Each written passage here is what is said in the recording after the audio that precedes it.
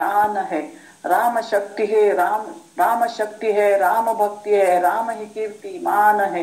राम शक्ति के दहाड़ से वानर सेना की गुंज से राम नाम का शंख नाद अब अयोध्या की ओर है। जय श्री राम, जय जय श्री राम। जटाकटाह युक्त मुंड प्रांत विस्तृतम हरे, अपांग कृत दर्शनोपहार चूर्ण कुंतल प्रचंड वेग कारणेन पिंजल प्रतिग्रह सकृत तांडव स्वरूप धृक् विराजते हरिः। अतेह व्यूह प्राश्नि प्रांगरूथिनी निशंगिन तथांजनेय रुक्षभूप सौरबाली नंदना प्रचंड दानवानलं समुद्र तुल्य नाशका नमोस्तुते सुरारी चक्र भक्षकाय मृत्यवे। कलेवरे कषाय वास हस्तकर्मुकं हरे, उपासनोपसंगमार्थ दृग्विशाख मंडनम हृदि स्मरन् दशाकृते कुचक्र चौर्य पातकं विदार्यते प्रचंड तांडवाकृति स राघवः। प्रकांड कांड कांड कर्म देह छिद्र कारणं कुकूट कूट कूट कौनपात्मजाभिमर्दनं तथा गुणं गुणं गुणं गुणं गुणेन दर्शयन् कृपीटकेशलङ्घ्यमीशमेक राघवं भजे। सवानरान्वितः तथा प्लुतं शरीरमसृजा विरोधि मेध साग्र मांस गुल्म काल खंडनै महासिपाश शक्ति दंड धारकै निशाचरे परिप्लुतं कृतं शवै च येन भूमि मंडलम। जय श्री राम, जय जय श्री राम। सवानरान्वितः तथा प्लुतं शरीरमसृजा विरोधि मेध साग्र मांस गुल्म काल खंडनै महासिपास शक्ति दंड धारकै निशाचरे परिप्लुतं कृतं शवै च येन भूमि मंडलम। विशाल रुंड कुंभकर्ण मेघरावकाकरै तथा हि रावणाद्य कंपनातिकाय जित्वरे सुरक्षितां मनोरमां सुवर्णलंकनागरी निजास्त्र संकुलैरभेद्य कोटमर्दनं कृतः। प्रबुद्ध बुद्ध योगी भी महर्षि सिद्ध चारणे विदेहजा प्रिय सदानुतोस्तुतोष्य स्वस्तिभिः पुलत्स्य नंदनात्मजस्य मुंडरुंड छेदनं सुरारियूथ भेदनं विलोकयामि साम्प्रतम्। कराल काल रूपिणं महो प्रजापधारिणं कुमोहग्रस्त मर्कटाच्छ भल्ल त्राण कारणं विभीषणादिभिः सदा विभीषणे विचिन्तकं भजामि जित्वरं तथोर्मिलाप्यते प्रियाग्रजम्। जय श्री राम, जय जय श्री राम। कराल काल रूपिणं महो प्रजापधारिणं कुमोहग्रस्त मर्कटाच्छ भल्ल त्राण कारणं विभीषणादिभिः सदा विभीषणे विचिन्तकं भजामि जित्वरं तथोर्मिलाप्यते प्रियाग्रजम्। इतस्ततः मुहुर्मुहुः परिभ्रमन्ति कौन्तिका अनुप्लव प्रवाह प्रासिकाश्च वैजयन्तिका हृदे प्रभाकरस्य वंशकीर्तिनोपदानता अभिक्रमेण राघवस्य ताण्डवाकृते गताः। निराकृतिं निरामयं तथादिसृष्टिकारणं महोज्ज्वलम् अजं विभुं पुराणपुरुषं हरिं निरङ्कुशं निजात्मभक्त जन्म मृत्युनाशकम् अधर्ममार्गघातकं कपीशव्यूहनायकम्। कराल पाली चक्र शूल तीक्ष्ण बिंदी पालक कुठार सर्वलासी धेनु केली शल्य मुद्गरे सुपुष्करेण पुष्करांच पुष्करास्त्र मारणे सदा प्लुतं निशाचरे सुपुष्करंच पुष्करम्। प्रपन्न भक्त रक्षकं वसुंधरात्मजाप्रियं कपीशवृंद सेवितं समस्त दूषणापहं सुरासुराभिवन्दितं निशाचरान्तकं विभुं जगत् प्रशस्ति कारणं भजेह राममीश्वरम्। रामो राजमणिः सदा विजयते रामं रमेशं भजे रामे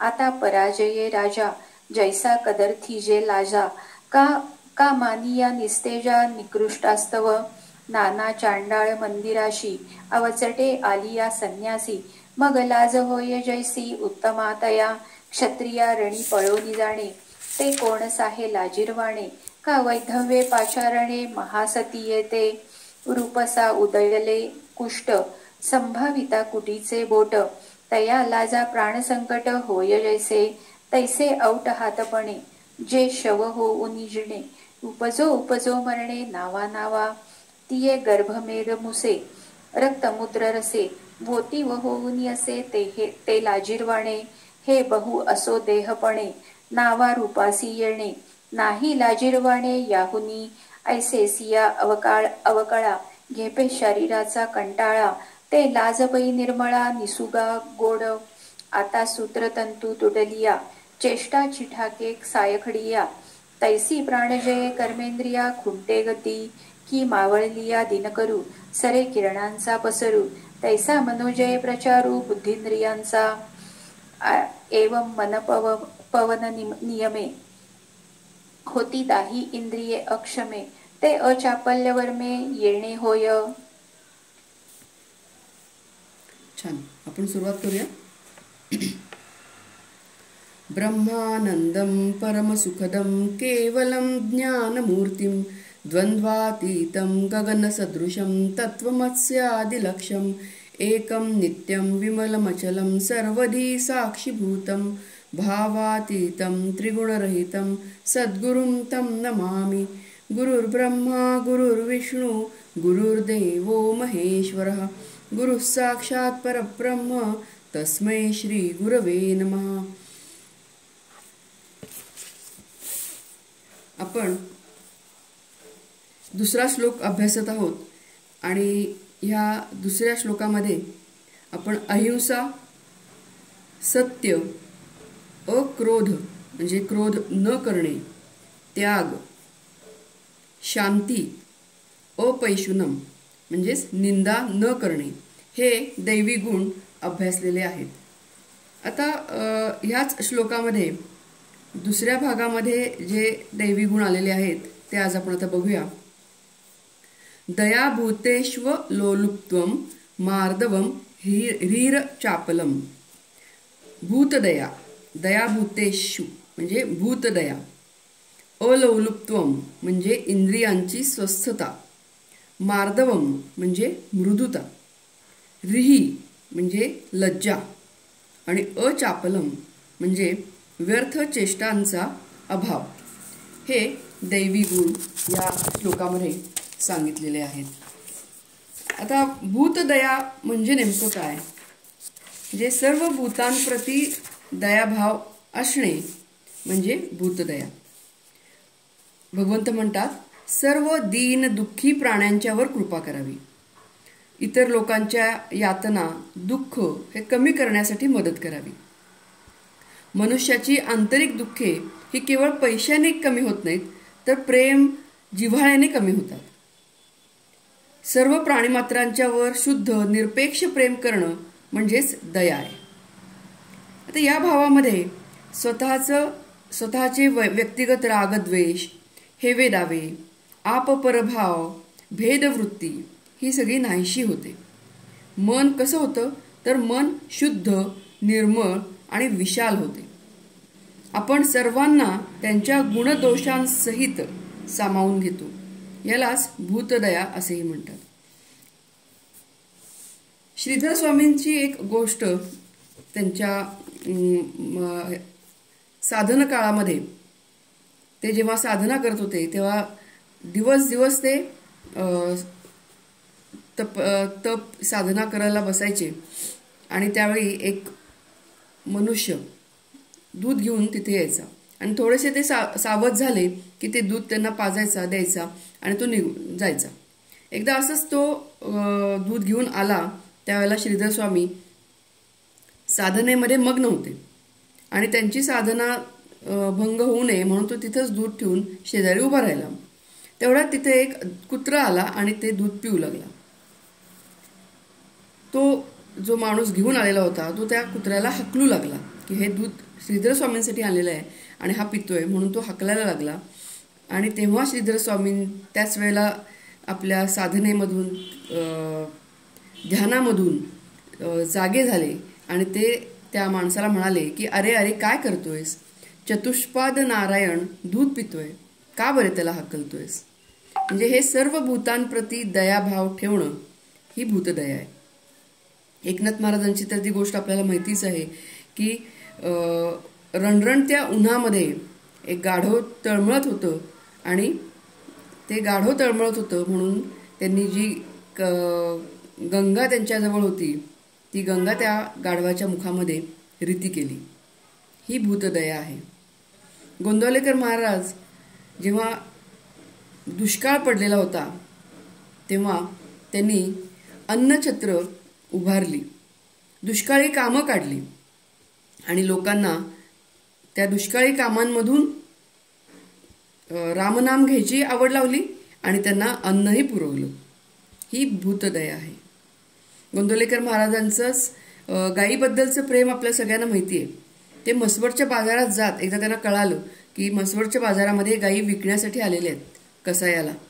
तेव्हा ते तिथं गेले, त्यांनी आपल्या पदरचे पैसे दिले आणि त्या गायी सोडवून आणल्या. हे गोंदवलेकर महाराजांचं गायीविषयीचं प्रेम होतं. सर्व प्राणीमात्रांच्या बद्दल प्रेम असणं म्हणजे भूतदया. मामासाहेब दांडेकरांची गोष्ट सांगितली जाते की ते SP कॉलेजचे प्राचार्य होते आणि आता प्राचार्य असल्यामुळं जे काही व्यवस्थापन करायला लागत होतं ते तर त्यांना करणं भागच होतं. म्हणजे जर विद्यार्थ्याची फी आली नाही तर त्या विद्यार्थ्याला परीक्षेला बसू द्यायचं नाही असा नियम. मग प्राचार्य म्हणून त्यांना ते करणं भाग होतं. पण त्याच वेळेला ते अनेक गरजू विद्यार्थ्यांची फी हे आपल्या पगारातून भरत असत. म्हणजे त्यांना मिळणाऱ्या पगारातलं निम्म्याहून जास्त भाग ते गरजू विद्यार्थ्यांची फी भरण्यासाठी खर्च करत असत. ही भूतदया आहे. जे गरजू आहेत, जे दुःखी आहेत त्यांना मदत करणं ही भूतदया आहे. स्वामी विवेकानंदांना रामकृष्ण परमहंसांनी अनुग्रह दिला, म्हणजे त्यांच्या मस्तकावर हात ठेवून त्यांना दीक्षा दिली आणि ध्यानाचा अनुभव दिला.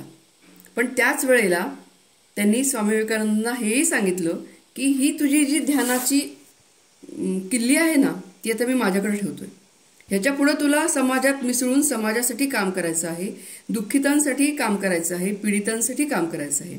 आणि खरोखर त्या गुरूंच्या सांगण्यानुसार स्वामी विवेकानंदांनी दुःखितांसाठी, पीडितांसाठी प्रचंड काम केलं आणि आपल्या सर्वांना आता हे काम हे माहिती आहेच. तर ही भूतदया आहे. रामदास स्वामींनी आपल्या शिष्यांना केवळ ध्यानामध्ये बसायला प्रवृत्त केलं नाही, तर त्या काळामध्ये शिवाजी महाराजांनी जे काही काम उभं केलं होतं त्या कामाला मदत म्हणून आपल्या सगळ्या शिष्यांना मग ते मनाचे श्लोक म्हणत म्हणत आजूबाजूला फिरता फिरता पण जनजागृती करून शिवाजी महाराजांना पोषक वातावरण कसं होईल आणि पोषक सैन्य कसं उभं राहील हाही प्रयत्न रामदास स्वामींनी त्या काळी केलेला होता. म्हणजेच फक्त आपण आणि आपलं काम आणि ध्यान हे न बघता अनेक संतांनी हे भूतदयेचं काम हे त्या त्या काळामध्ये केलेलं आहे. तर ही भूतदया. पुढचा दैवी गुण घेतलेला आहे तो म्हणजे अलोलुप्त्वम, म्हणजे इंद्रियांची स्वस्थता. ज्यावेळी इंद्रियांचा विषयाशी सन्निकर्ष होतो त्यावेळी इंद्रियांच्या मध्ये कोणत्याही प्रकारची अस्वस्थता, व्याकुळता, चलबिचल निर्माण न होता इंद्रिये ही शांत असतात, स्वस्थ असतात. त्यांच्यामधील वकवक संपलेली असते आणि या इंद्रियांच्या अवस्थेला अलोलुप्त्वम असं म्हणतात. आता सामान्य माणसांच्या बाबतीत मात्र थोडंसं काय होतं की ज्यावेळी विषय समोर येतात त्यावेळी जो निश्चय आहे तो बरेचदा ढळला जातो. म्हणजे आम्ही उपास करतो, भले आम्ही त्यावेळेला उपासाचेच पदार्थ खाऊ, इतर कुठलेही पदार्थ खाणार नाहीत, पण मनामध्ये मात्र ते खायला हवं ही इच्छा ही निर्माण होते. म्हणजे आम्ही उपास करतो, पण जर समोर वडापाव दिसला तर कुठेतरी मनामध्ये ती खाण्याची इच्छा निर्माण होऊ शकते. वामन पंडितांनी खूप छान ह्याच्याबद्दल म्हटलेलं आहे, ज्या इंद्रियाचा जो विषय तो तदाहार हा निश्चय, निराहार शब्दे हे उभय, उपवासी लंघती ज्वरितही. म्हणजे निराहार शब्दे हे उभय, दोन प्रकारांनी निराहारी होऊ शकतो मनुष्य. एक म्हणजे उपवास, किंवा जर ती व्यक्ती आजारी असेल तर. ज्वरित आहे म्हणजे जरा ताप आला असेल तर त्याला आपोआपच ते पदार्थ कुठले खावेसे वाटणार नाहीत, हाही निराहार झाला. आणि उपवास म्हणजे मी आता खाणार नाही हा निश्चय, हाही एक निराहारी प्रकार हा झाला. ज्यावेळी मनुष्य आजारी असतो आणि तो एखादा पदार्थ खात नाही, त्यावेळी त्याच्या मनात हे निश्चित असतं की पुन्हा केव्हा हा पदार्थ माझ्या समोर येईल त्यावेळी मी हा पदार्थ खाणार आहे. पण उपवास म्हणजे असा उपवास झाला पाहिजे की जो मनातूनही तो विषय गेलेला असेल. पुढं वामन पंडित म्हणतात की वासनेस म्हणती रस, मनी त्या रसाचा असे वास, जरी केला उपवास काय झाले. म्हणजे उपवास केलेला आहे, पण मनामध्ये जर त्या विषय असेल, तो त्या रसाचा वास असेल, तर त्या उपवासाला काहीही अर्थ नाही. एका प्रामाणिक साधकाने आपल्या गुरूंना केलेल्या प्रार्थनेत म्हटलेलं आहे, म्हणजे तात्यासाहेब केळकर गुरुदेव रानडे यांचे शिष्य, ते आपल्या गुरूंना केलेल्या प्रार्थनेत म्हणतात, इंद्रिय निग्रह किती साधला, परी विषयांचा रस नच गेला, परतत्वाचे दर्शन घडल्या, जाईल विषय गुमान, प्रभो मज अन्य नको वरदान. हे आपल्या गुरूंना म्हणतात की इंद्रिय निग्रह किती साधला, कितीही ठरवलं इंद्रिय निग्रह करायचा, परी विषयांचा रस नच गेला, पण विषयांमध्ये असलेला जो काही रुची आहे किंवा रस आहे तो काही गेला नाही. परतत्वाचे दर्शन घडल्या, जाईल विषय गुमान. जर परमेश्वराचं दर्शन झालं तर मात्र हे विषय आपोआप निघून जातील. प्रभो मज अन्य नको वरदान, मला इतर काहीही वरदान देऊ नका, मला हेच वरदान द्या, मला म्हणजे भगवंताचे दर्शन घडवा. गोंदवलेकर महाराजांना एकदा एकाने विचारलं की हे सगळे गुण, म्हणजे आता आपण जे बघतोय हे दैवी गुण माझ्यामध्ये यावे अशी फार इच्छा आहे, तर काय करावं. तेव्हा महाराज म्हणाले की समजा एक मुलगी आहे आणि ती म्हणते की मला दीर, जाऊ, सासू, सासरा, नणंद ही नाती फार आवडतात आणि ही मिळवण्यासाठी मी काय करू. तर तिला सांगावे लागेल की मुली, तू प्रथम नवरा मिळव, मग ही नाती तुला आपोआप मिळतील. तसं प्रथम भगवंत प्राप्त करून घेतला की हे गुण आपोआप येतात. म्हणजेच तू ज्ञान प्राप्त करून घे, म्हणजे हे गुण आपोआप तुझ्यामध्ये येतील, असं गोंदवलेकर महाराजांनी सांगितलं होतं. आणि म्हणूनच इथं तात्यासाहेब केळकर सुद्धा प्रार्थना करतात की परतत्वाचे दर्शन घडल्या, जाईल विषय गुमान. तर हे अलोलुप्त्वम आहे. अलोलुप्त्वम म्हणजे काय की इंद्रियांचा विषयांशी संबंध येतोय, पण तरीही त्यामध्ये कुठेही अस्वस्थता नाही. शुकदेव हे जेव्हा तपश्चर्या करत होते तेव्हा त्यांची तपश्चर्या भंग करण्यासाठी रंभा नावाच्या अप्सरेला पाठवलं गेलं आणि ती शुकदेवांच्याकडे आली आणि तिनं वेगवेगळ्या प्रकारे त्यांची तपश्चर्या भंग करण्याचा प्रयत्न केला. म्हणजे छान अशी वनश्री किंवा फुलं ही निर्माण केली की त्याच्या सुगंध येऊन त्यांची तपश्चर्या भंग होईल. छान वास निर्माण केले. स्वतः नर्तन नाचायला सुरुवात केलं की ते आवाज ऐकल्यावर त्यांची तपश्चर्या भंग होईल. बराच वेळाने शुकदेवांनी आपले डोळे उघडले आणि त्यावेळी त्यांनी विचारलं तिला नमस्कार करून की तुला काय हवंय. आणि तिनं मग वेगवेगळं सांगितलं की तुम्हाला विषय सुख देण्याची मला इच्छा आहे. तर ते म्हणले मी आनंदी आहे, मला कुठलेही सुख, विषयांतले कुठलेही सुख भोगण्याची इच्छा नाही. म्हणजे समोर विषय दिसले तरीही हे अलोलुप्त्वम आहे, की समोर विषय आहेत पण ते भोगण्याची इच्छा नाही. त्यांनी सांगितलं की मला शेवटी नमस्कार केला शुकदेवांनी आणि सांगितलं की तू मला माते समान आहेस आणि कोणतेही विषय मला भोगण्याची इच्छा नाही. तर हे अलोलुप्त्वम आहे. पुढं गुण घेतलेला आहे आणि तो म्हणजे मार्दवम, म्हणजे मृदुता. साधकाने कसं असणं गरजेचं आहे तर अत्यंत मृदू असणं गरजेचं आहे. आणि रिही म्हणजे लज्जा, म्हणजे हे सगळ्या स्त्री सुलभ भावना आहेत आणि ह्या भावना ह्या साधकामध्येही असणं ह्या गरजेचं आहे. आणि अचापलम म्हणजे व्यर्थ चेष्टांचा अभाव, म्हणजे उगाचच काहीतरी वेळ घालवत बसलेले आहेत. आता वेळ आहे पण तो काहीतरी करत बसलेले आहेत.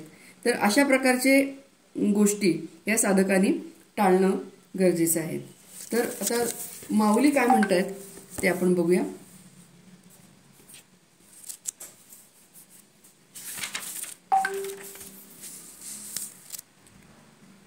आता दया ती अशी असते की ज्याप्रमाणे पौर्णिमेच्या चंद्राचे चांदणे गारवा देत असता लहान थोर अशी निवड करत नाही, त्याप्रमाणे ती दया दुःखितांचे क्लेश कृपाळूपणे हरण करत असता श्रेष्ठ अथवा कनिष्ठ असा भेद करणे जाणत नाही. म्हणजे सगळ्यांच्यावर हा दैवी गुण असलेली व्यक्ती ही सारख्याच प्रमाणात दया करतच असते. जगामध्ये पाण्यासारखी वस्तू स्वतः अंगाने नाश पावते, परंतु गवताच्या देखील जात असलेल्या जीविताचे रक्षण करते. पाणी काय असं म्हणत नाहीये की जे मोठी चांगली झाडं आहेत त्यांनाच मी पाणी देणार आणि गवताला मी पाणी देणार नाही, असं काही पाणी म्हणत नाही. किंवा एखादा मोठा वृक्ष असेल तर तो असंही म्हणत नाही की मी फक्त राजा आला तरच त्याला सावली देईन आणि चोर आला तर मी त्याला सावली देणार नाही, असं काही वृक्षही म्हणत नाही. नदी वाहत असते, ती नदी काही असं म्हणत नाही की एखादा श्रीमंत माणूस आला तरच मी त्याला पाणी देईन आणि एखादा गरीब माणूस आला तर मी त्याला पाणी देणार नाही, असं काहीही नाही. सगळ्यांना समान प्रमाणामध्ये हे दया ही दिली जाते. त्याप्रमाणे दुसऱ्याच्या दुःखाने कृपेने कळवळले असता व त्याच्या दुःख निवारणार्थ सर्वस्वासह आपल्या स्वतःला अर्पण केले तरी देखील त्यास ते थोडेच वाटते. वाहत असलेले पाणी खड्डा अपुरा भरला तर पुढे सरकावयाचे जाणतच नाही, त्याप्रमाणे पुढे आलेल्या दुःखिताला संतुष्ट करून मग ज्याचे पुढे जाणे होते. म्हणजे पाणी वाहत येतंय आणि समोर खड्डा आहे तर तो खड्डा पाण्याने पूर्ण भरल्यावर मगच पाणी पुढे जातं. असं होत नाही की खड्डा अर्धाच भरलाय आता पुढे जाऊया आपण पटकन, असं होत नाही. म्हणजे खड्डा म्हणजे दुःखी माणूस असं म्हटलेलं आहे आणि त्या दुःखिताला संतुष्ट केलं म्हणजे तो खड्डा पूर्ण भरला आणि मगच ते पाणी पुढे गेलेलं आहे.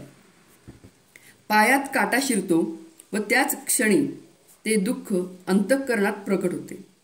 त्याप्रमाणे दुसऱ्याच्या दुःखाने जो पोळला जातो अथवा पायाला थंडावा मिळतो तो डोळ्यांच्या उपयोगास येतो. त्याप्रमाणे दुसऱ्याच्या सुखाने सुखी होत असतो. म्हणजे हा जो मनुष्य आहे तो दुसऱ्याच्या दुःखाने दुःखी होतो आणि दुसऱ्याच्या सुखाने तो सुखी होतो. फार काय सांगावे. तहानलेल्या करता जसे जगात पाणी राहिले आहे त्याप्रमाणे अत्यंत दुःखितांच्या दुःख निवारणार्थ ज्यांचे आयुष्य खर्च होते, हे वीरांच्या राजा अर्जुना, तो पुरुष दयेची प्रत्यक्ष मूर्ती आहे असे समज व ती दया त्याच्या ठिकाणी उत्पन्न होताच मी त्याचा ऋणी होतो. हे भगवंतांनी सांगितलेलं आहे की दयावान पुरुष हा कसा आहे तर तो अतिशय दुःखी जे आहेत त्यांचे दुःख निवारण्यासाठीच तो स्वतःचं आयुष्य हे खर्च करतो. आपण सगळ्या संतांची जर चरित्र बघितली तर त्यामध्ये आपल्याला हे दिसून येतं की ह्या दुःखितांच्या दुःख निवारणार्थ त्यांचं हे आयुष्य हे खर्च होत असतं. आणि भगवंत म्हणतात की अशा पुरुषाच्या मी ऋणी आहे. अशा जो दयावान पुरुष असेल, पुरुष किंवा स्त्री, तर त्यांचा मी ऋणी आहे. आता सूर्यकमळ सूर्याला जीवाभावाने अनुसरलेले असते हे खरे, परंतु तो सूर्य जसा त्या कमळाच्या सुवासाला स्पर्श करीत नाही, अथवा वसंत ऋतूच्या ओघात वनाच्या शोभेचे अनेक समुदाय आले असता त्यांचा स्वीकार न करताच तो वसंत ऋतू निघून जातो, हे राहू दे. अष्टमहासिद्धीसह लक्ष्मी देखील जवळ आली तरी पण महाविष्णूने जसे तिच्याकडे लक्षच दिले नाही, त्याप्रमाणे इहलोकीचे व स्वर्गातले भोग हे आपल्या इच्छेचे दास झाले असता ते भोगावे हे ज्यास मनातून आवडत नाही.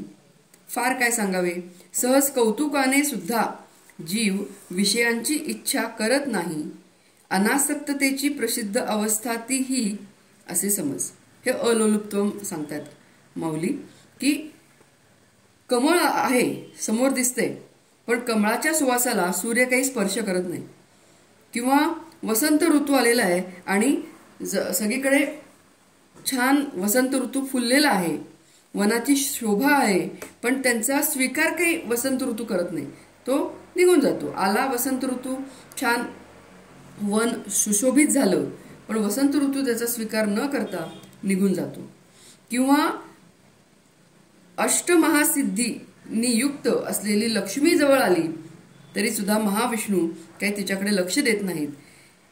इहलोकीचे आणि स्वर्गातले भोग जरी आपले दास झाले तरी ते भोगावेत असं काही ज्याला मनातून वाटत नाही, असा हा अलोलुप्त्वम गुण असलेला साधक हा मला आवडतो आणि ही अनासक्ततेची अवस्था आहे. आता मधमाशांना जसं मोहोळ अथवा म्हणजे मधमाशांना मोहोळ आवडतं किंवा जलचरांना जल हे सुखकर वाटतं, किंवा पक्ष्यांना जसे आकाश संचार करण्याला मोकळे असते, अथवा आईचे लेकराविषयी प्रेम जसे हळुवार असते, अथवा वसंत ऋतूतील मलय पर्वतावरून वाहत येणारा वारा स्पर्शाला जसा मऊ असतो, डोळ्यांना प्रिय वस्तूची भेट जशी सुखकर असते, अथवा कासवीची दृष्टी तिच्या पिलांना जशी सुखकर असते, त्याप्रमाणे प्राणीमात्रांच्या ठिकाणी जे वागणे मऊ सुखकर असते, स्पर्शाला अति मऊ, तोंडात टाकला असता चांगला रुचकर आणि नाकाला चांगला वास देणारा आणि अंगाने स्वच्छ, तो वाटेल तेवढा घेतला असता जर कोणालाही अपायकारक झाला नसता तर तो कापूर म्हणजेच मार्दवाच्या उपमेला आला नसता. आता हे मार्दवाचं वर्णन माऊलींनी केलेलं आहे की आईचं लेकराविषयीचं प्रेम किती हळुवार असतं, किंवा वसंत ऋतूमध्ये जो मलय पर्वतावरून येणारा वारा असतो तो स्पर्शाला कसा असतो, मऊ असतो, म्हणजेच आल्हाददायक असतो. किंवा डोळ्यांना प्रिय वस्तू जेव्हा दिसते तेव्हा ती आपल्याला सुखकर वाटते. किंवा कासवीची दृष्टी ही तिच्या पिलांना कशी असते, सुखकर असते. तसं हे वागणं, साधकाचं वागणं कसं असायला हवं, मऊ किंवा मार्दव असलेलं असायला हवं. हे स्पर्शाला अति मऊ आणि तोंडात टाकला असता चांगला रुचकर असा पदार्थ, तसं हे मार्दव आहे.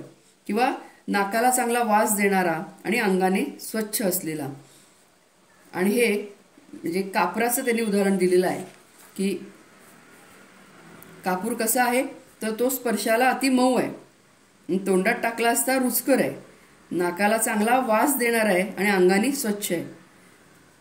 जसे आकाश आपल्या पोटात महाभूतांना धारण करते, परंतु त्याचप्रमाणे ते परमाणूमध्ये मावले जाते आणि जसे हे विश्व आहे तसे ते होते. फार काय सांगू, असे जे जगाच्या जीव प्राणांकरता जगणे आहे त्याचे नाव मार्दव आहे असे मी म्हणतो. म्हणजे आकाश आपल्या पोटामध्ये इतर जे काही महाभूत आहेत म्हणजे वायू असेल, अग्नी असेल, ह्या महाभूतांना धारण केलेलं आहे आकाशाने, त्याप्रमाणे ते आकाश परमाणूमध्ये मावले जाते आणि जसे हे विश्व आहे तसे ते होते. असे जे जगाच्या जीवप्राणांकरता जगणे आहे त्याचे नाव मार्दव आहे. म्हणजे बघितलं तर आकाश आहे, म्हणजे सर्वांना व्याप्त आहे, पण ते काय आहे, सगळ्या जीवा प्राण्यांकरता ते जगते, म्हणजे हे मार्दव आहे. म्हणजे आकाश हे सर्व व्यापी म्हणतो आपण. तसं हा ज्ञानी व्यक्ती किंवा हे दैवी गुण असलेली व्यक्ती ही कशी आहे, आकाशाप्रमाणे आहे, पण तरी सुद्धा ती सगळ्या प्राणीमात्रांसाठी उपयोगाला येते. आणि कशी उपयोगाला येते, तर ती मृदूपणाने. हे मार्दव आहे.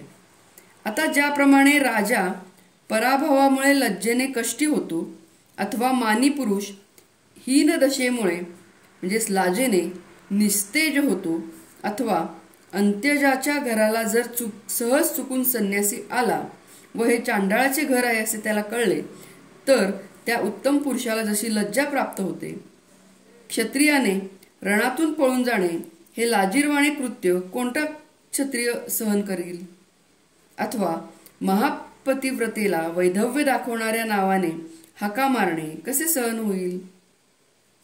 रूपवानाला जर कोड फुटले तर, अथवा संभावित पुरुषाला जर आळाचा डाग लागला तर त्या लाजेने त्याला जसे प्राणावर संकट बेतल्यासारखे होते, त्याप्रमाणे 3.5 हात शरीरच स्वतः समजून जे प्रेतासारखे होऊन जगावे व वारंवार जन्मास येऊन मरावे, गर्भातील त्या मेदाच्या मुशीत रक्त व वीर्य या रसांचा ओतलेला पुतळा होऊन राहणे हे लाजिरवाणे आहे. म्हणजे आपला देह म्हणजेच मी आहे आणि त्याचप्रमाणे जगणं हे लाजिरवाणं आहे असं माऊली म्हणतात. आणि इथं त्यांनी हे दृष्टांत दिलेले आहेत की ज्याप्रमाणे राजा पराभवामुळे लज्जेने कष्टी होतो किंवा मानी पुरुष हीन दशेमुळे निस्तेज होतो, तसं जर तुम्ही शरीरालाच मी असं समजला तर हे जगणं म्हणजे लाजिरवाणं आहे. किंवा क्षत्रियांनी रणातून पळून जाणं हे जसं लाजिरवाणं कृत्य आहे, हे कुठलाही क्षत्रिय करणार नाही.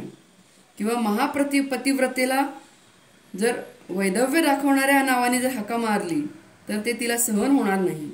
किंवा रूपवान जर पुरुष आहे त्याला जर कोड आला अंगावर किंवा प्राणावर, त्याला काय होईल, लाजिरवाणं वाटेल. त्याप्रमाणे आपल्या शरीरालाच म्हणजे देह म्हणजेच मी असं जर तुम्ही म्हटलं तर ते लाजिरवाणं ठरेल. हे फार बोलणे पुरे. आपण देहच आहोत अशी समजूत ठेवून नामरूप यांचा अंगीकार करणं याहून दुसरी लाजिरवाणी गोष्ट नाही. म्हणजे मी हा जो काही देह दिसतो, हा देह म्हणजेच मी आहे. मी म्हणजे स्वाती देशपांडे, मी म्हणजे अमुक अमुक रंगाची, मी म्हणजे अमुक अमुक उंचीची, मी म्हणजे हे माझं रूप, हे माझं नाव. हे जर असं समजून त्याचा जर आपण स्वीकार केला तर ती लाजिरवाणी गोष्ट आहे असं माऊलीने सांगितलेलं आहे. अशी दुर्दशा होते म्हणून ते शरीराची शिशारी घेतात. जडदेहाशी तादात्म्य करून राहण्याची लाज समजूतदार पुरुषास असते, पण निर्लज्ज पुरुषाला शरीराशी तादात्म्य करून राहणे बरे वाटते. म्हणून दैवी गुण असलेली व्यक्ती काय असते की तिला हे माहित आहे की देह म्हणजे मी नव्हे. देह ही एक उपाधी आहे आणि ह्या जन्मामध्ये ही मिळालेली उपाधी आहे आणि हे ज्ञान ठेवून हा दैवी पुरुष राहत असतो. आता कळसूत्री बाहुली नाचवण्याची दोरी तुटली म्हणजे त्या बाहुलीची हालचाल जशी बंद पडते, त्याप्रमाणे प्राणांच्या जयाने कर्मेंद्रियाचे व्यापार बंद पडतात. अथवा सूर्य मावळल्यावर जसा किरणांचा विस्तार नाहीसा होतो, त्याप्रमाणे मन जिंकले असता ज्ञानेंद्रियांचे व्यापार बंद पडतात. याप्रमाणे मन व प्राण यांचे नियमन केले म्हणजे 10ही इंद्रिये पंगू होतात. अचापल्य जे म्हणतात ते या वर्माने कळून येते. आता हे इथं अचापल्य हे गुण इथं सांगितलेलं आहे. अचापल्य म्हणजे काय की व्यर्थ चेष्टांचा अभाव. आता हे दैवी गुण असलेल्या व्यक्तीला हे माहीत असतं की कळसूत्री बाहुली नाचवण्याची दोरी तुटली म्हणजे त्या बाहुलीची हालचाल बंद पडते. तसं प्राण जोपर्यंत आहे तोपर्यंतच हे शरीर चालणार आहे. सूर्य मावळला की त्या जसा किरणांचा विस्तार नाहीसा होतो, त्याप्रमाणे मन जिंकले असता ज्ञानेंद्रियांचे व्यापार बंद पडतात. म्हणजेच मन आणि प्राण यांचं जर नियमन केलं तर जे ही 10ही इंद्रिय आहेत की जी सतत बाहेर धावतायत ती पंगू होतात.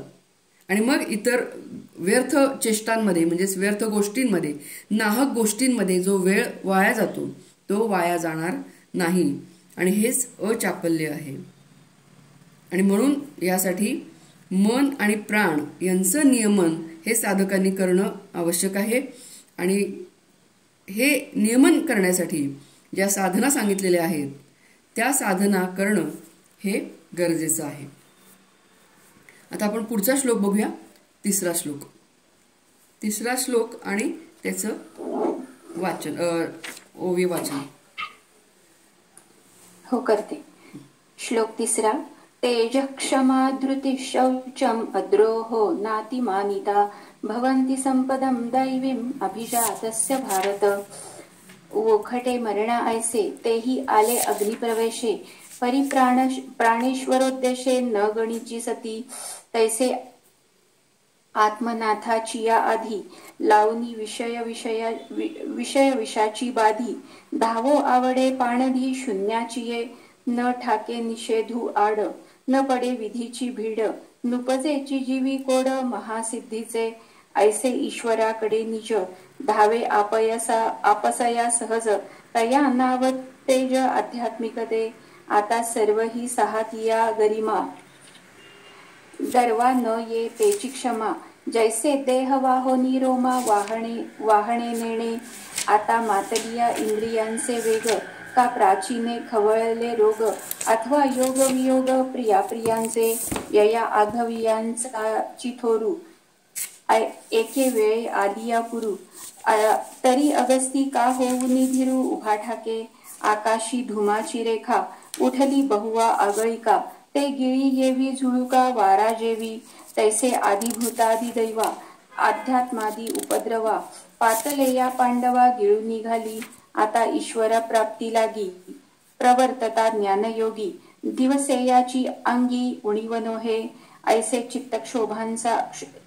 चित्तक्षोभाचा अवसरी उचलून धैर्या जे सांगावे करी. धृती मणिपे अवधारी तिये ते गा. आता निर्वाळुनी कनके भरिला गांगे पियुखे.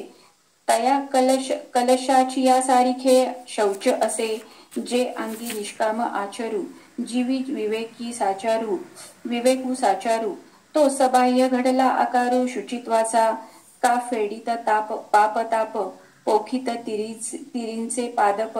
समुद्रा जाय आप गंगेचे जैसे. का जगाचे आंध्य फेडुतू श्रियेची रावळे उघडितू. निघे जैसा भास्वतू प्रदक्षिणे. तैसी बांधली सोडित बुडाली काढीत. साकडी फेडित आर्ताचिया किंबहुना दिवस राती. पुढीलांचे सुख उन्नती आणित स्वार्थी प्रवेशी जे. वाचुनी आपुलिया काजा लागी प्राणी जातांचा अहित भागी. संकल्पाची ही आडवंगी न करणे जे. पै अद्रोहत्व ऐशिया गोष्टी ऐकसी जिया किरीटी. ते सांगितले हे दिठी पाहो ये तैसे. आणि गंगा शंभूचा माथा पावोनी संकोचे जेवी पार्था. तेवी मान्यपणे स्तवथा लाजणे जे. ते हे पुढती अमानित्व जाण सुमती. मागा सांगितले से किती तेची ते बोलो. एवं इही 26 ब्रह्मसंपदा हे वसत असे. मोक्ष चक्रवर्तीचे जैसे अग्रहार होय. नाना हे संपत्ती दैवी या गुणतीर्थांची नीच नवी. निर्विण्ण सगरांची दैवी गंगाची आली की गुणकुसुमांची माळा. हे घेऊनी मुक्ती बाळा. वैराग्य निरपेक्षाचा गळा गिवसित असे की 26 गुणज्योती इही उजळूनी आरती. गीता आत्मया निपजती निरांजना आली. उगळिती निर्मळे गुण इयेची मुक्ता फळे. दैवी शुक्ती कळे गीतारणवीची. काय बहु वानू ऐसी अभिव्यक्ती ये आपैसी. केले दैवी गुणराशी संपत्ती रूप. आता दुःखाची अंतुवट केली. आता दुःखाची अंतुवट वेली, दोष काट्यांची जरी भरली, तरी निजाभिधानी घाली आसुरी ते जरी अनुपयोगी, तरी ऐका ते चांगी श्रोत्रशक्ती, तरी नरक व्यथा थोरी, आणावया दोषी अघोरी, मेळू केला ते असुरी, संपत्ती हे नाना विषवर्गू एकवटू, तया नाव जैसा बासटू, आसुरी संपत्ती हा खोटू, दोषांचा तैसा. आता या श्लोकामध्ये भगवंतांनी जे दैवी गुण सांगितलेले आहेत ते असे: तेजः म्हणजे तेज, क्षमा म्हणजे क्षमा, धृती म्हणजे धैर्य, शौचम म्हणजे अंतर्बाह्य शुद्धी, अद्रोह म्हणजे कोणाशीही शत्रुत्व नसणे, नातिमानिता म्हणजे श्रेष्ठत्वाचा अभिमान नसणे. हे अर्जुना, ही सगळी दैवी संपत्ती आहे आणि दैवी संपत्ती प्राप्त असलेल्या पुरुषांची ही लक्षणे आहेत असं भगवंत म्हणतात. तर तेज म्हणजे काय? तेज म्हणजे तेजस्विता किंवा प्रगल्भता. हे तेज हे शारीरिक तेज नाही, तर हे अंतःकरणाचं लक्षण आहे. तेज म्हणजे बुद्धीची प्रगल्भता, बुद्धीची सूक्ष्मता. आत्मज्ञानाच्या साधनेसाठी बुद्धीची सूक्ष्मता ही अत्यंत आवश्यक आहे. कारण या ठिकाणी विवेकाचा विषय हा इंद्रिय अगोचर असून मनाच्या आणि बुद्धीच्याही सूक्ष्म आहे. विषय जसा सूक्ष्म, सूक्ष्मतर आणि सूक्ष्मतम होतो, तशी बुद्धी सुद्धा स्थूल विषयांच्या पासून, आंतरिक दोषांच्या पासून निवृत्त होऊन ही अंतर्मुख झाली पाहिजे. त्याशिवाय बुद्धी सूक्ष्माहूनही अत्यंत सूक्ष्म असलेल्या आत्मस्वरूपाचा विचार करू शकणार नाही. आणि म्हणून इथं बुद्धीची सूक्ष्मता ही आवश्यक आहे. बुद्धीची प्रगल्भता म्हणजे बुद्धीमधील तेज किंवा प्रकाशाचा उत्कर्ष होणं. अज्ञानरूपी अंधारामधून निर्माण होणारे राग, द्वेष, काम, क्रोध हे विकार जोपर्यंत नाहीसे होत नाहीत, तोपर्यंत बुद्धीमधील प्रकाश वाढत नाही. आणि म्हणून प्रकाशाचा उत्कर्ष होणे म्हणजेच दैवी गुणसंपत्तीचा उत्कर्ष होणे होय.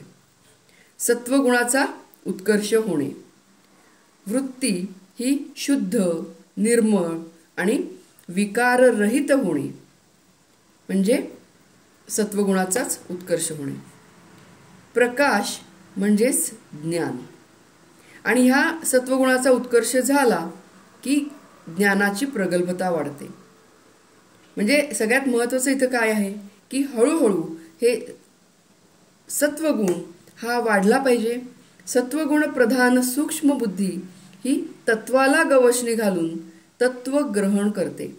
म्हणजेच जर बुद्धी ही जर सत्वगुण प्रधान झाली तर ती आत्मस्वरूपाचा विचार करू शकते.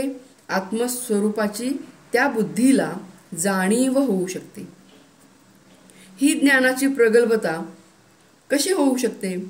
तर ही हळूहळू साधना करत करत, शास्त्राच्या अध्ययनाने, आत्मानात्म विवेकाच्या सहाय्याने ही ज्ञानाची प्रगल्भता ही प्राप्त होते. ज्याप्रमाणे समुद्राच्या तीरावर उभे राहून समुद्राच्या खोलीची कल्पना येत नाही. आपल्याला जर आपण तीरावर उभे आहोत तर खोल समुद्रामध्ये किती खोली असेल ही काय आपण कल्पनाही करू शकत नाही. केवळ समुद्राच्या दर्शनाने समुद्राची खोली कळत नाही. तर त्यासाठी समुद्राच्या अंतरंगामध्ये बुडी मारावी लागते, समुद्राचा तळ शोधावा लागतो. त्याचवेळी आपल्याला मौल्यवान रत्ने, माणिक, मोती ही जी सागर संपत्ती आहे ती प्राप्त होते. त्याचप्रमाणे बाहेरून केवळ शरीर पाहून ज्ञानीपुरुषाच्या ज्ञानाची प्रगल्भता कधीही कळणार नाही. परंतु ज्यावेळी गुरुमुखामधून शास्त्राचे श्रवण मनन करू त्याचवेळी ज्ञानाची प्रगल्भता आणि ज्ञानामधील स्पष्टता काय असते ते समजेल.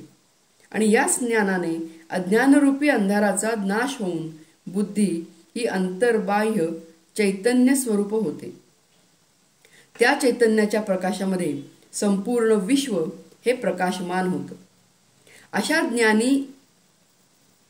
ज्ञानी पुरुष हा विश्वाकडे तत्वाच्या दृष्टीने पाहतो. म्हणजे तो विश्व बघत असतो, पण हे विश्व हे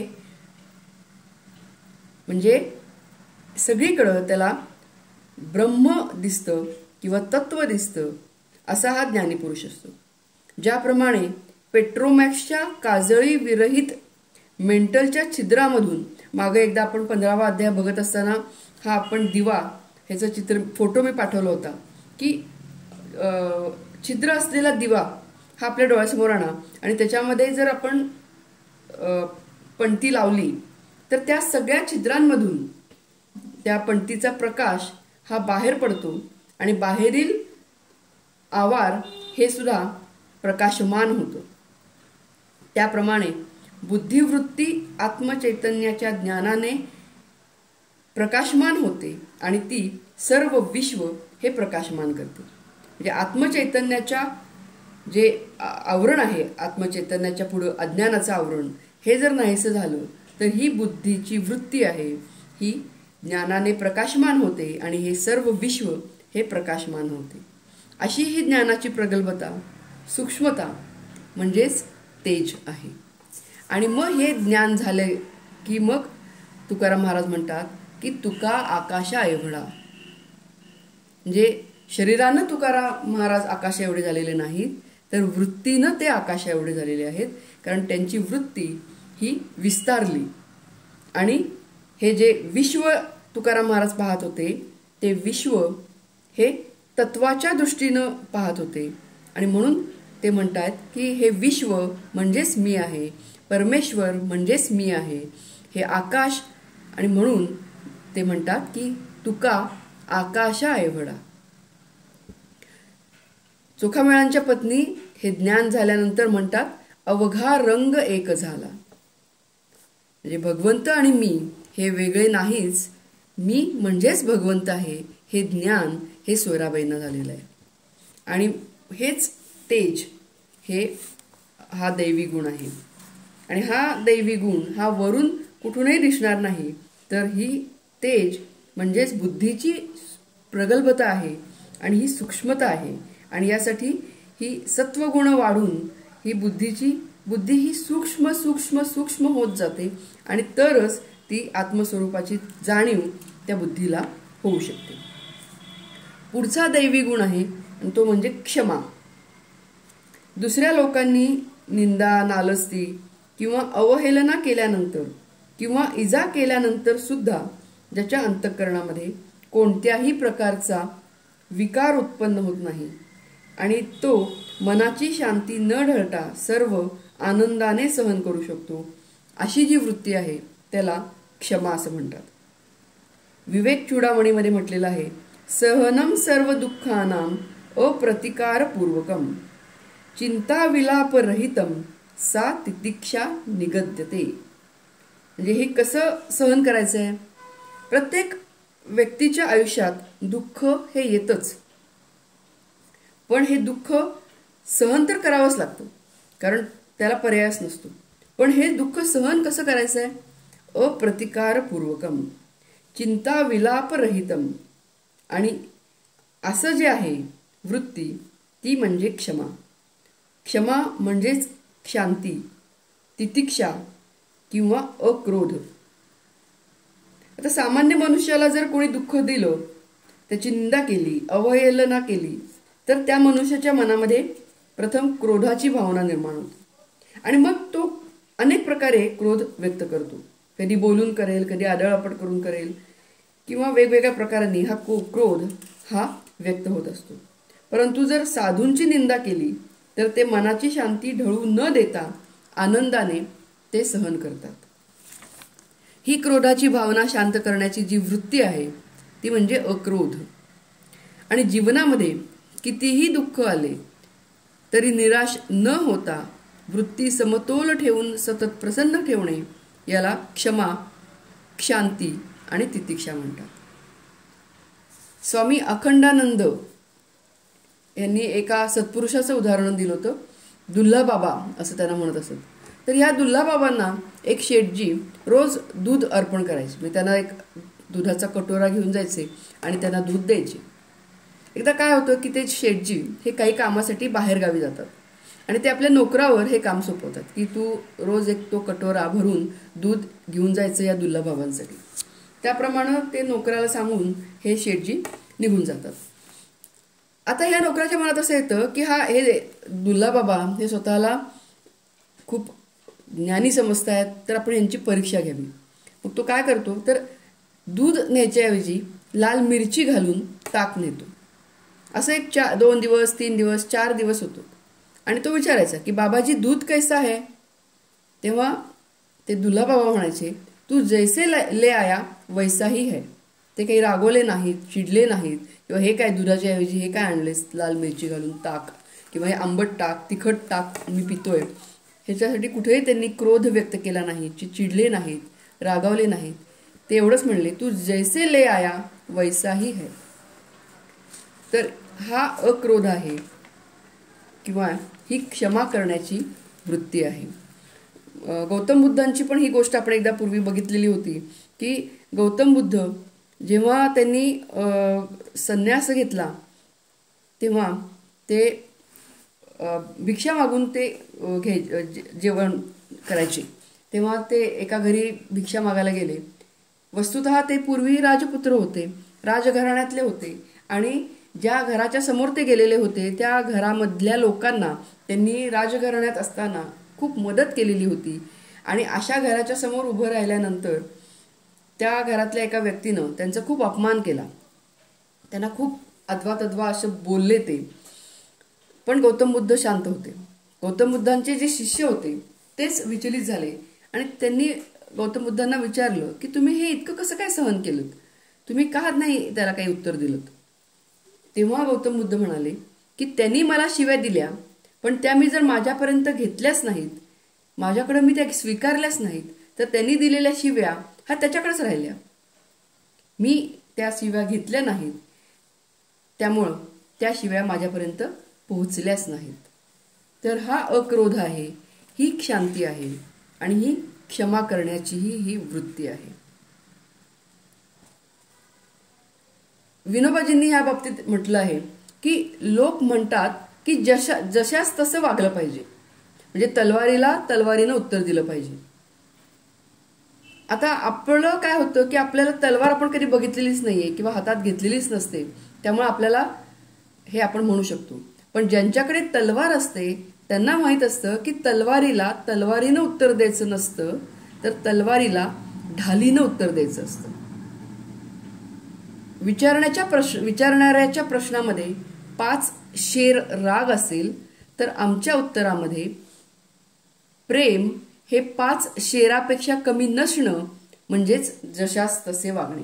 बघा काय म्हणतात विनोबाजी की विचारणाऱ्याच्या प्रश्नात, म्हणजे जो काही प्रश्न विचारतोय त्याच्या प्रश्नामध्ये जर 5 शेर राग असेल तर आमच्या उत्तरामध्ये 5 शेर प्रेम असलं पाहिजे आणि हेला म्हणायचं जशास तसे.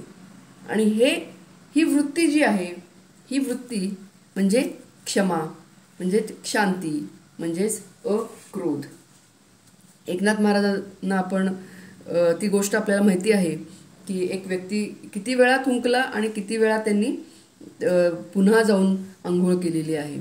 तर ही वृत्ती म्हणजे अक्रोध. किंवा रामकृष्ण परमहंसांची पण गोष्ट सांगितली जाते की ते नदी किनारी बसलेले होते आणि विंचू बुडताना त्यांनी पाहिलं तेव्हा त्यांनी त्याला वाचवलं आणि त्या विंचवानं त्याच्या स्वभावानुसार त्यानं दंश केला. दंश झाल्यासरशी त्यांनी हातातनं त्या विंचवाला खाली फेकलं, तो परत पाण्यात बुडायला लागला, पुन्हा त्यांनी हातात त्याला वाचवलं, पुन्हा त्यांनी दंश केला. असं अनेक वेळा घडल्यानंतर रामकृष्ण परमहंसांच्या शेजारी बसलेली व्यक्ती म्हणाली की अहो तो विंचू आहे, तो तुम्हाला दंश करतोय, तर तुम्ही कशाला त्याला वाचवताय. तेव्हा ते म्हणाले की विंचू जसं त्याचा स्वभाव सोडत नाही दंश करण्याचा, तसं त्याला वाचवणं हा माझा स्वभाव आहे आणि तो मी सोडला नाही पाहिजे. तर हे अतिशय उच्च पदाला पोहोचलेले व्यक्तीच हे करू शकतात आणि ही वृत्ती म्हणजे ही क्षमा आहे. धृती म्हणजे धैर्य. ज्यावेळी देह आणि इंद्रियांच्या मध्ये थकवा येतो व धैर्य नाही, ज्यावेळी देह आणि इंद्रियांच्या मध्ये थकवा येतो व इंद्रिये शिथिल होतात, त्यावेळी अंतःकरणाच्या ज्या वृत्तीमुळे थकवा नाहीसा होतो आणि शरीर व इंद्रिये पुन्हा उत्साहित होऊन कर्मामध्ये प्रवृत्त होतात, त्या वृत्तीला धृती म्हणतात. म्हणजे थोडक्यात थकलेल्या, दमलेल्या शरीर व इंद्रियांना प्रेरणा, उत्साह देणारी अंतःकरणाची विशेष वृत्ती म्हणजे धृती. हा सुद्धा एक दैवी गुण आहे. आपण व्यवहारामध्ये वावरत असताना काही अनपेक्षित प्रसंग समोर येतात, काही अनिष्ट घटना घडतात आणि मग अशा वेळी अंतःकरणामध्ये क्षोभ निर्माण होतो किंवा नैराश्य येतं, वैफल्य निर्माण होतं. आणि ह्या सर्व प्रसंगांमध्ये मनाला, बुद्धीला स्थिर ठेवण्याची जी अंतःकरणाची वृत्ती आहे तिला धृती म्हणतात किंवा धैर्य म्हणतात. म्हणजेच कोणत्याही प्रसंगामध्ये कितीही आघात झाले तरी सुद्धा मन विचलित न होता प्रसंगाला सामोरं जाण्याची जी वृत्ती आहे त्याला धृती म्हणतात किंवा धैर्य असं म्हणतात. आता पुढचा दैवी गुण आहे म्हणजे शौचम. शौचम म्हणजे शुद्धता. आता ही शुद्धता ही दोन प्रकारची, एक म्हणजे शारीरिक शुद्धता आणि दुसरी म्हणजे मानसिक. म्हणजे स्नान वगैरे करून जी शुद्धता येते ती शरीराची शुद्धता, आणि दुसरं म्हणजे मन आणि बुद्धीची आंतरिक शुद्धता म्हणजे शौचम. मनामध्ये रागद्वेष नसणं, कपट नसणं, कलुषितता नसणं ही खरी शुद्धता आहे. म्हणजे मन हे अत्यंत शुद्ध आणि निर्मळ असणं हे शौचम आहे. पुढचा दैवी गुण आहे अद्रोह. म्हणजे अपकार करणाऱ्या लोकांचा घात करण्याची किंवा सूड घेण्याची प्रवृत्ती म्हणजे द्रोह. या प्रवृत्तीच्या अभावाला अद्रोह म्हणतात. म्हणजे हिंसा न करण्याची वृत्ती म्हणजे अद्रोह. आणि त्याच्या पुढचा दैवी गुण आहे म्हणजे न अतिमानिता. म्हणजे स्वतःविषयी अत्यंत पूज्य भावना असणे म्हणजे अतिमानीपणा आहे, आणि त्याचा अभाव असणे म्हणजे नातिमानिता. न अतिमानिता, मानाची अपेक्षा नसणे म्हणजे नातिमानिता. म्हणजेच स्वभावाचा निराश होऊन नम्रपणा, विनयशीलता हे नातिमानतेचे लक्षण आहे. हे आपण गाडगेबाबांची आपल्याला गोष्ट माहिती आहे की त्यांना ते गावोगावी जायचे, त्यांचा वेश असा होता की ते वेश बघितल्यानंतर अजिबात कुणालाही काहीही कळायचं नाही की हे किती ज्ञानी आहेत. ते स्वतः तिथं जायचे, खराटा घ्यायचे, झाडू घ्यायचे, ती जागा स्वच्छ करायचे आणि कीर्तनाला सुरुवात करायची. आणि मग त्यांचं कीर्तन ऐकल्यानंतर त्याच्या कीर्तनातला भाव आणि त्याच्यातला जो कंटेंट होता तो ऐकल्यानंतर मग लोकांना समजायला लागायचं की ही किती ज्ञानी व्यक्ती आहे. तर हा मानिता हा दैवी गुण आहे. अशा प्रकारे भगवंतांनी इथं या पहिल्या 3 ह्याच्यामध्ये 26 गुण सांगितलेले आहेत. माऊलींनी पण ह्यावर बरंच लिहिलेलं आहे. सगळं काही माऊलींचं आता होणार नाही, तर पुढच्या वेळेला आपण बघूया माऊलींनी जे ह्या गुणांबद्दल लिहिलेलं आहे ते आपण पुढच्या भागामध्ये बघूया. आज आपण आता इथंच थांबूया. श्रीकृष्णार्पणमस्तु.